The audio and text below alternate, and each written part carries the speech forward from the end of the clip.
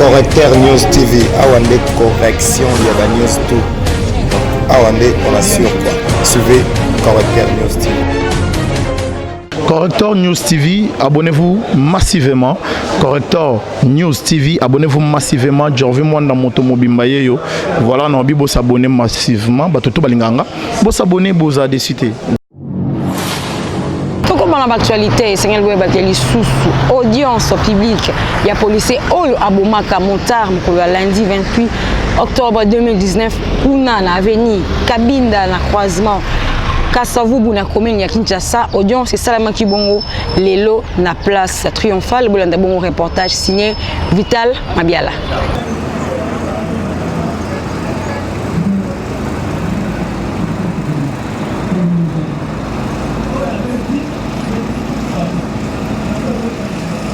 Azalaki kakawana esika betaki masasi. Na beti masasi mutakufi. Neto panzani babando beta likolo bapanzi biso. Bapanzaki biso ne masasi bando la likolo tibiso sokimi tokoti bandako ezalaki zinga na biso. Leska accident salamaki. Après ne ba dip na bango eye zibango. Mamati na dip bakei tozana balcon na likolo ba étage ezalaki pembeni sika safo. Tout le monde a bango, ne bazoki na bango. Ne toko kita, to semi siko muto oyo akoya ki na se o akufaki. Ame maki yote, asima ki epete. Mutuna ya mibale. Tango moto wane yaki na mama wana na sima. Nani a provoka ki accident wana? Accident eye na kana ye. Parce que alingaki akanga bango. Au Kanakani, à sa déviation. Dans la dévié, à peine d'équilibre. Et puis l'équilibre à peine à quoi il a fait, pourquoi il va quoi il dit, maman, à ce qu'il a chez c'est bon. Oui. Avant, Kalamba a bête à Massas. Est-ce que Massas nous suit le bête à Maki parce qu'il y a aux Alagoua? La vie pour les musées. Avant de Massasi, Massasi Moussou elle est là guidée. Massasi est venu à travers Nayemoko. Akayenda bandi ko le Massasi. Parce que amoni va pe kisaye tika aliko tika te. Donc on a l'intention ka asala ka mabe. Abano kana mabe na banda kala. Na ko sala ka mabe. Na lo sala ka mabe. OK, merci. Kalambari. Zala na kimia. Hein? Normalement ma bonne la pose. Vous avez une discipline.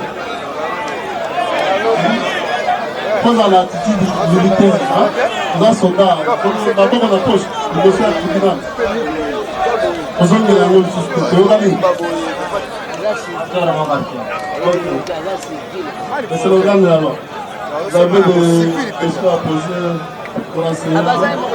Oui, monsieur le président. Merci, monsieur le président, de la parole. Civil et tout fait sans formation.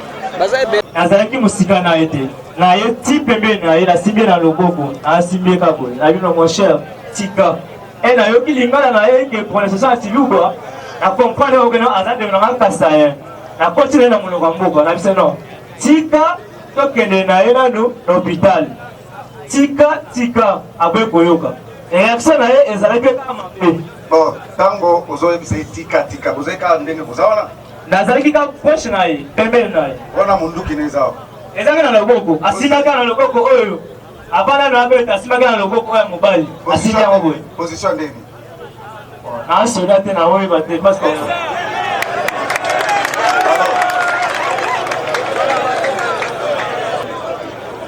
vous prêtez serment en tant que témoin vous prêtez serment vous allez qui kota osimbi eti na nzoto osimbi policier azana mutu yo osimbi mpona kobondela ye n'est-ce pas? Quand on s'y colle, parce que il faut ça la camabe. Quand on s'y colle, parce qu'on dit qu'on va armer. Pour armer, ça dit que vous allez gagner. Vous avez soldat de Moyebi, pour armer Moulouki. Armer. Quand on armer, fait à Betty. Vous avez gagné côte à côte. Non, merci mon major. Avant la loba, la jirage panzambi. Avant la loba, ils ont le poutate et la vérité. Aloba qui boy.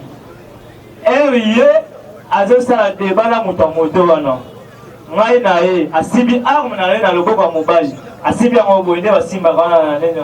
tawa simbi na ye na kusani ata polisi na ye kosenga asenga ki aboye koyokela ye mpe ndeko attention me bataki na likolo mayoka ezalaki te e na kusali pembeni na ye nasengi ye mon cher tika nde kobondelaka nabondeli okuta kobondela ayebi alati batanga aloko ayebi nabondelaki ye tika kobeta te kosala mabe te tika kaka bakende hôpital aboyi koyoka na ye ngai ntango siko abouge po asala so action na ye alinga abeta masasi na kusani alongo pembeni na ye po ebangisaka mpe tobangaka mpe na bulumwe na kimi lisasi elongo na chambre ekweyi na se oyo azalaki pele na ye alokoti atia na monoko moto atia na monoko apre ye acharge so mosusu nde aye kotire abeti ye na monoko ekoti awo ya mibale azongi ntango nani moto akobeta masasi atomba na moko po asala boye abeti mosusu ezwi ye a na pandi akweyi na se ok ntango yo oposanaki boye n'est-ce pas obangaki no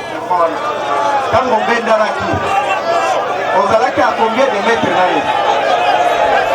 ye nga na lomwe pembeni ye ntango asalaki activation ya babeta masasi to baliboso tozalaki nano entouré na bato ebele lomwe napusana na kati ya bato bazalaki lisasi elomwe ekweyi nde mpe sikoyo eyekopesa bato kanda nde ya mwana kelo komisa lokola station mabe ya kobeta masasi beta kasi masasi yango lingwa beta lokola kanaki kaka kobeta masasi na ye nde aye kobetaka masasi wana abeti na monoko abeti awa moto akweyi bon ntango moto akweyi réaction na ezalaki nini obandaki observe réaction na ezali nini ntango amoniki abomi moto ntango amoniki abomi moto ntango amoniki abomi moto takweyi bato baleli bagangi babomi moto biso so topanzani kopanzana topanzani tokotika bandako oyo ezalaki nzinga tomati likolo ya babalkona likolo ya tage tofandi kobata likolo tobana likolo totala bango na se nde bakozwa bango na jip bakeye na bango abande beta siko likolo po bapanza biso tobima te tobabangisa biso tobima te nde ekeye likolo bango bayasi bango na jip bakeye na bango biso siko kokende bakeye nde toye kobima baye kozwa moto oyo akweyaki na se wana ilonga aza wapi ilonga nde na ntango ye azobeta moninga na ye wana po aza nsima na wana bazalaki bango nyonso 4 personnes ngai na moye bazalaki 4 personnes mosusu aza ya mopusi ya mwindo ayebi ye. Monsieur le Président, votre autorisation sur le colonel. Est-ce qu'on peut affirmer devant le tribunal? Vous avez une ilula. Madame Bonabina, Madame Bazalek. Si pas à partir de 14 heures, tu vas faire 13 heures vers 14 heures, tu vas faire ça dans le bédini, ou alors on va voir un restaurant, tu vas voir un restaurant.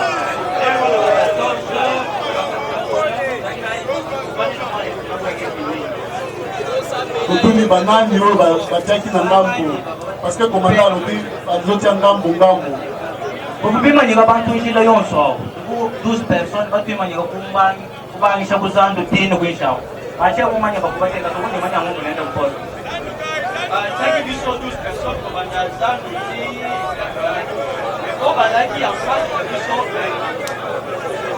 Ok, la partie civile. Trouver cette jeep appartenait à quelle unité? Parce que c'est lui qui a donné nom. Oui. Oui, mon collègue. Mais c'est le montage. Oui, bien mon moto. C'est le montage qui m'a dit en premier qu'il y avait des policiers qui étaient menacés. En ce temps, j'ai croisé qui avait sa mission ordinaire, qui ne fait pas engagé dans le secteur. Quelle unité? L'unité n'est pas connue, c'est cette une jeep de la police. Il y a plusieurs jeunes de la police. Une ici, de la police vient à double cabine. Alors, j'ai demandé de rentrer, ils ont dit, nous avons une mission à l'île. C'est à 0 mètres. Là, à l'arrivée, je n'ai pas vu de type. C'est le montage qui m'a connu pour me doiter la personne. Et je n'avais pas de type. Je ne suis pas monté sur le type. Si c'est montant, la conscience est vraie ici, tu sais ce que je dis, ce qui s'est passé. Merci. Qui portait lance témoigner. Vous pouvez répartir avec eux, pas avec le PC.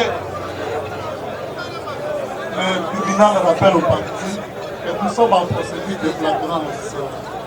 Il faut choisir les questions. Victoire Zan. Est-ce qu'il lui fait Victoire Zan? Est-ce qu'il peut nous dire ces jours-là?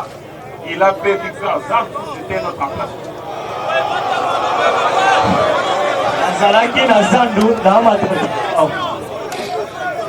Monsieur le Président, troisième question. Est-ce qu'il peut nous précisément place?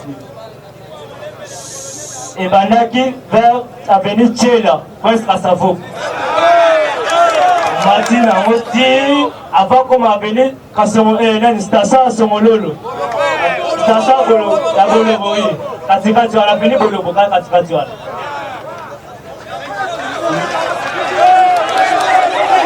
Monsieur le Président, une autre question. Oui, allez-y. Une autre question. Il nous a dit que ce jour-là, il avait embarqué un policier en tenue civile. Qu'il nous dise comment est-ce qu'il a su que ce monsieur qui était à bord de sa moto était pris.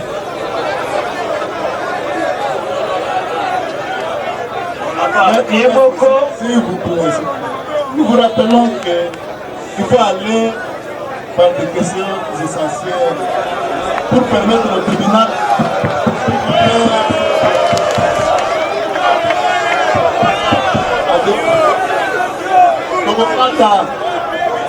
Tokokata toke na biso.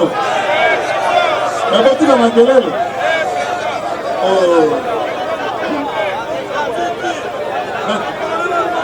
Aller à des questions essentielles pour permettre au tribunal de découvrir la vérité. Monsieur le Président, nous avons posé cette question parce qu'il y a éléments policiers. Et il s'agit des armes à feu. On a cité les noms des policiers. Nous avons appris qu'il avait un policier. Voilà pourquoi nous avons posé cette question. Ah bon, na memaki na Zambi, tokutaki na ebe commerce à Safo. Et tokomi na Wakadi, à roulage ba meko tele biso à se présenter que naza policier. Les tokomi à la place mukulu zalaki na kitaki. Na place rappelle avec non aza policier parce que aza tenue civile. Si lui répond, oh demain. Oui, dernière question, Monsieur le Président.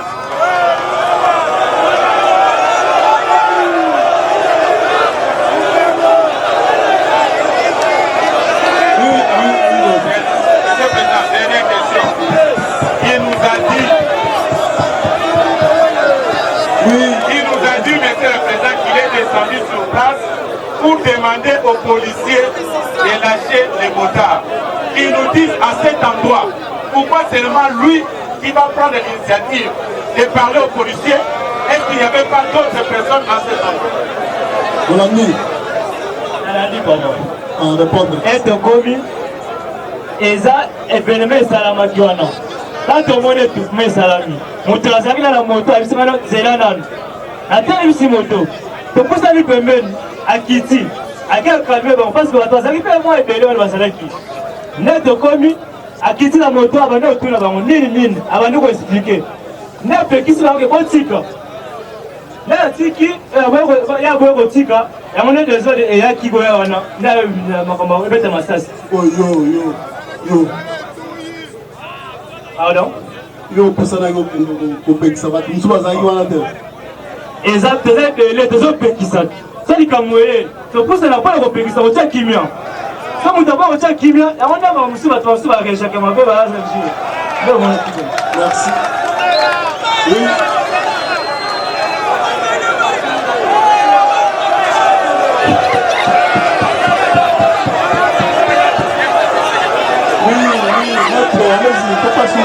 Merci pour votre honneur.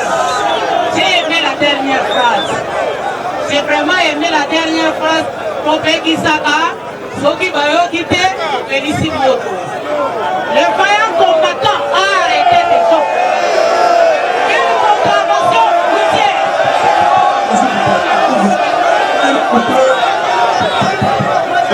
S'il vous plaît. Nous avons pris la parole. Le vaillant combattant Kalambay, à son service, respectant la loi, il a trouvé une contravention, il voulait amener ces deux gens. il y a le monsieur tout-puissant motard qui est venu intervenir. Nous sommes au volant. Quand vous avez affaire avec un motard, ce n'est pas en pousseur quand on vous parle. Hein. Ce n'est pas en pousseur. Il y a eu ce qu'il y a eu. Le vaillant combattant voulait mourir sous les drapeaux. C'est comme ça qu'il tenait à son travail. Monsieur le Président, je passe, soyez à l'aise. Je passe à mes questions. Est-ce que le motard témoin reconnaît qu'un policier a ramassé une balle? Quel que soit l'endroit, est-ce qu'il reconnaît qu'un policier a ramassé une balle? Est-ce qu'on peut reconnaître que le policier Boba n'a pas dit ça se Papa, ngana yebi policier, so batia bango bango ba yebi kufu na bango. So batia ona kolakisa musapike mutu tel la lokotaki. Ye bazana bana bimi akwena se tozala kipemeni. Bale bimi. Ngana betaki bala mopwebi. Ye moto oyo. Nem tabeti bala. Sibona lokoti. Ali bimi na chambre ekoi na se. Ali ngaka bete bimi ekoi. Chambre ezala na mundu. Il y a un chambre.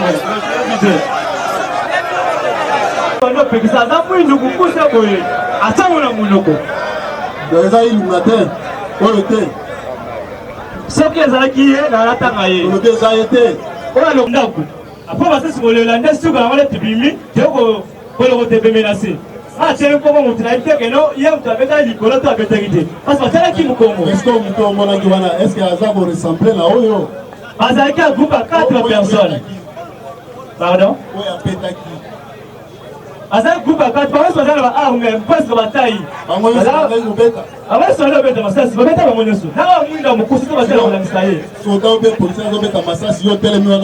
Policier. C'est-à-dire, soldat ou bien policier à Zobeta Massas. Tout est les nuances aux autres à la mer. Papa, Massas est bien belé, c'est un kimo. Après avoir pour ma moto, c'est un kimo, on va mettre aussi des belés, c'est kimi, donc ça va pas s'agir. Oui, il y a un belé, on a eu mon invité. Il y a un belé, mais la bien que il y a un belé, la monité. Mais la look qui Massas est belé. Voilà. Tire toutes les conséquences s'agissant du prévenu du trajet. Merci. Oui,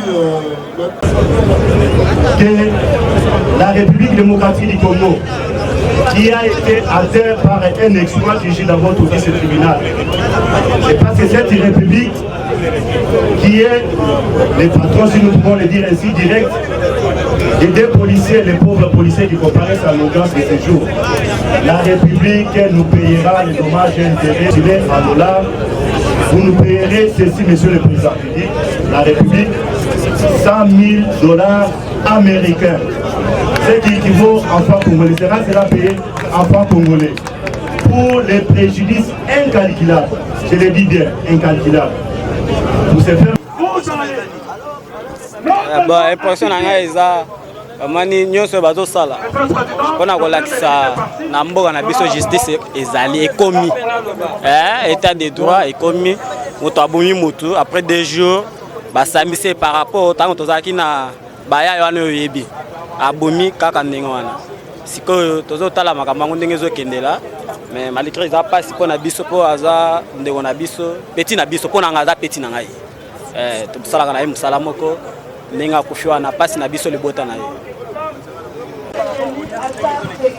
te mpo na ngai nazomona eza mabe mpo bato bazoloba banto bazoboma baza banyama te baza bato leta efale atalela biso makambo oyo mpo na bapolisier bazala na arme na masasi mpo nde baza na manière te mpo bango bamona bato neti mbwa bato baza bambwa te baza bato famille ya bato wana bazonyonga fort a perdre makambo ebele mais leta atalela biso makambo oyo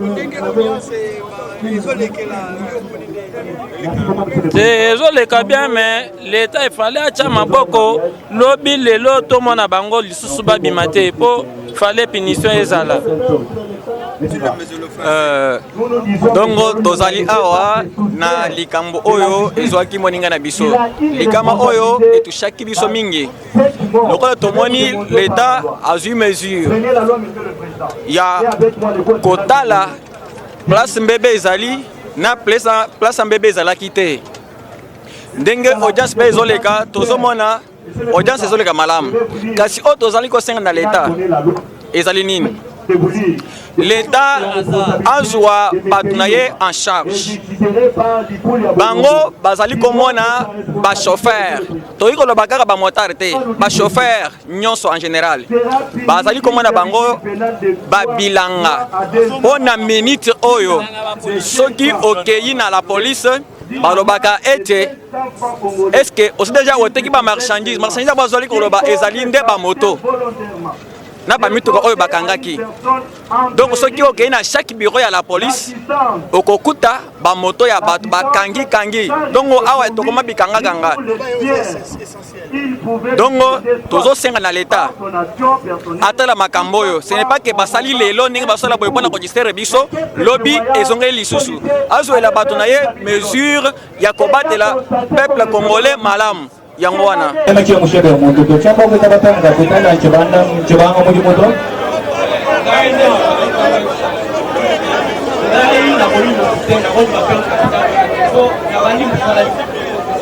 ok ilunga lopelenga wana ndenge moko baparti civile babi yo obomaki na bango okokuta 100 000 $ américain yo na l'état congolais ministère public alobi ndenge audience esalemi na instruction amoni ke makambo etali koboma yo oza na kati te esengi tribunal atika yo défense na yo mpe alobi edo effectivement batika yo mpo osalaki eloko te tokosalaki par rapport à ilunga balobaki ke bapreuve eza te epuis tout ezali yango batika mpe nani kala mbala oyo ilunga d'abord oza na eloko mosusu obakisa seni mwikana mmeya mengu saidonyi mikalangela no tribunal de justice kwa serikali kwa mulimu wa kwenda yeo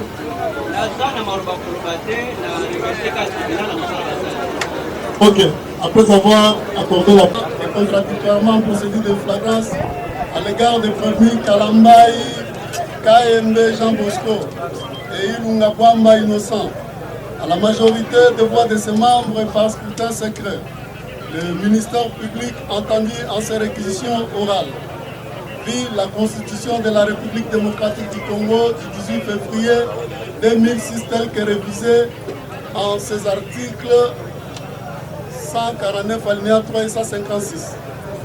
Vit l'ordonnance loi numéro 78-001 relative à la répression des infractions flagrantes du 24 février 1978 en ses articles 1er, 2e, 5, 6 et 9. Vit la loi numéro 023/2002 du 18 novembre 2002 portant code judiciaire militaire en ses articles conséquents.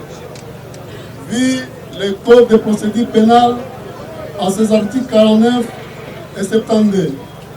Vit la loi numéro 68-193 du 3 mai 1968 portant modification des articles 44 et 45 du code pénal ordinaire livre 2e.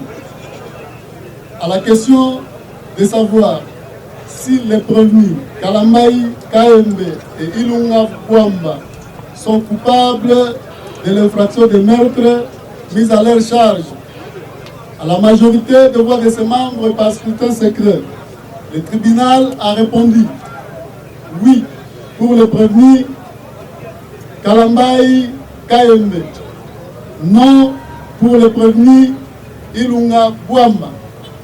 À la question de savoir s'il y a lieu d'accorder au prévenu Kalambai, KMB les bénéfices des circonstances atténuantes, les causes de justification objective ou subjective, les causes absolutoires ou les sursis, le tribunal a répondu non à la majorité des voix de ses membres. À celle de savoir s'il y a lieu de lui appliquer la sanction pénale et une peine complémentaire, le tribunal a répondu oui pour la sanction pénale. Disant droit, le tribunal dit non établi, en fait comme en droit l'infraction de meurtre mise à charge du premier Ilunga Bwamba innocent. Le déclare non coupable. En conséquence, l'en acquitte de toute fin de poursuites judiciaires. Les frais à charge du trésor public. S'agissant du prévenu Kalambaï KMB Jean Bosco, le tribunal dit établir en fait comme en droit l'infraction de meurtre mise à sa charge. Le déclare coupable.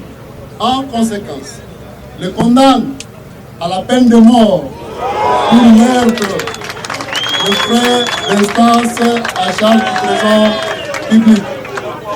Confirme sa détention. S'agissant des intérêts civils, le tribunal dit recevable l'action en réparation des dommages mus par la partie civile Majiva Piana Augustin et la déclare fondée. En conséquence, condamne les prévenus. Solidium avec l'État congolais au paiement d'une somme équivalente en francs congolais de l'ordre de 100 000 $ américains pour tout préjudice confondu. Ordonne la restitution de l'arme AK numéro 3712 à la police nationale pour utilisation. Ainsi, jugé et prononcé à l'audience du tribunal militaire de garnison de Kinshasa-Gombe de ce jeudi 31 octobre 2019, à laquelle siégeaient les capitaines magistrats Eume Ampiampoutou Freddy, président, les capitaines magistrats Ndrabou Bangababa, juge de carrière, les capitaines Koutou Zenga, membre du ministère représenté par le major magistrat Kipaka Kiakipaka, Valérie, militaire de garde d'équipe Gombe, et le concours du capitaine Kanou Kouravine Nobri, le pied du ciel, arme au pied de Baba. Alpha de la Viens-moi déposer.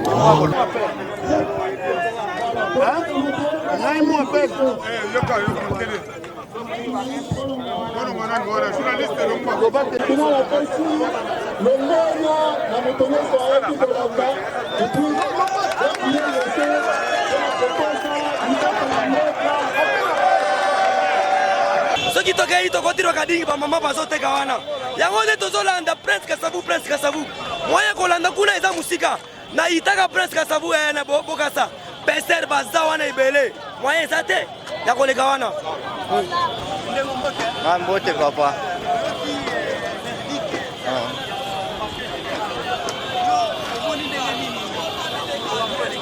merci mpona ngai nazopesa makonzi merci mpo tomoni ke justice eza na Congo makambo ya boye ezopesa biso peuple congolais courage mpo toza na mokonzi na mboka toza na justice na Congo makambo ya boye ifo kokata yango na ndenge ya boye donc epesi ngai esengo makasi nde bakati etumbu ya liwa na oyo asali eloko te batiki ye epesi ngai esengo makasi ezopesa biso esengo ezopesa biso population congolaise courage na pouvoir ya kozala na mboka na biso na fier po justice esalema kaka ndenge président de la république Félix alobi justice esala musala na ye ndenge esali musala na ye epesi biso pena esengo na lukumu ya mboka na biso merci na ba juge merci na bato nyonso merci naza makambo ebele ya koloba merci jugement eza na Congo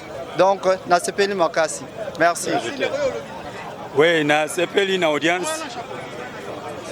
Nasepeli pendant na audience, c'est qui d'une manière équitable et puis ba juge ba dire droit na bango et ça ngé sengo mingi po na ndenge ba recadrer ba fait ba relayer situation ndenge les kaki ba nyonso ba moni que non, c'était la personne Kalambaï Mutu abeta qui d'une manière intentionnelle donc ba moni pe ndenge nini ya ko établir ba fait qui n'est pas condamné à peine capitale, donc peine de mort. toza soulagé donc moi état de droit penza ezali to continuer boye mais que ça peut ba policier monsieur batikali oyo to éviter so ba osala musala comment donc ezaka muke osimbi mundu kipo na kolinga ko reprocher ta moninga donc eza bien te donc boye ba musala de la manière humaniste bosala ngo ke ezaka mundu kite bo pour mamutu po la vie humaine est sacrée constitution absolue biango donc obatela milimo batu. Correcteur News TV, Awande correction, il y a news tout. Donc, Awande, on assure quoi. Suivez Correcteur News TV.